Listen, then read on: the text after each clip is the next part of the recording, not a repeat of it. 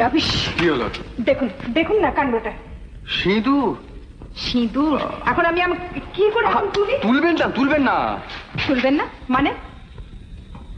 মানে আমার স্ত্রী কি বলছিলাম যে ওই 10,000 টাকা চক্রবর্তী মশাইয়ের হাতে চলে যাবে, সেটা কি ভালো হবে? আমি এক মুহূর্তের জন্য এই হোটেল থাকতে চাই না, এক্ষুনি বিল চুকিয়ে দিন আপনি। ওরে বাবা, তাড়াহুড়ো করলে কিছু হবে না। মাই গড, এই এক মাথা সিঁদুর নিয়ে আপনার স্ত্রীর সাথে আপনি বসে বসে হুকুম করবেন আমাকে? কে?